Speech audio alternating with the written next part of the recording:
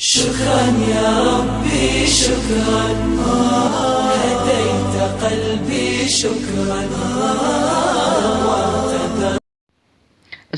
السلام عليكم ورحمة الله وبركاته. kulanti wacan oo wanaagsan daawadayaal, halkan waa channelka Kobcinta Garaadka Carruurta. Haddii ay tahay marka ugu horeysa soo booqato channelkeena, ha iloobin inaad subscribe kadibna aad furto calaamadda gambaleelka si uu kuu soo gaaraan qisooyinka jimcada. Siina gaarsii asxaabtaada oo jecel qisooyinka adigoo ku share gareynaya baraha bulshada. Waxaan sii gudageli doonaa qisada maanta hayno. Waxaan noo sheegi doonaa walaalkeena.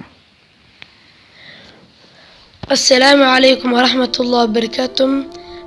dhamaantii waa idin salaamay. qisada maanta idin hayno waxaa waaye, waxaa jiri jiray naag oo ka shaqayn jirtay dubidda rootiga, kadib oo geyn jirtay suuqa si uu u soo iibsato rootiga. intii soo hartay rootiga waxay saari jirtay daaqadda. maalin kasta waxaa u imaan jiray nin waayeel ah oo ka qaadan jiray rootiga iyadoo ogol. muddo bil ah islaanta waxaa ka dhintay wiilkeeda.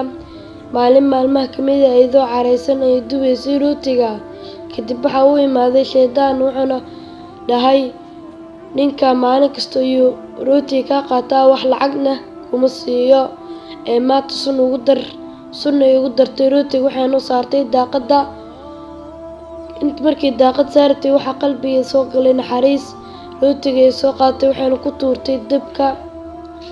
kadib waxay u sameysay rooti aad u macaan badan oo kuwa kale ka duwan, waxayna u saartay daaqadda.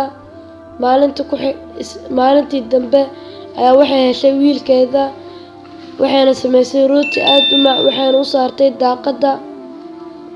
kadib wiilkii ayaa arkay ninkii waayeelka siguu rooti qaadanayo, wuxuuna dhahay, hooyo, ninkaas muu jeedaa oo hadda rooti qaadanayay, nolosheeda ayuu badbaadiyey.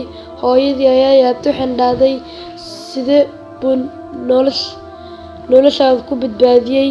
wuxuuna dhahay, shalay anigoo gaajo dhiman rabo ayuu wuxuu i siiyey rooti. maamadii waxay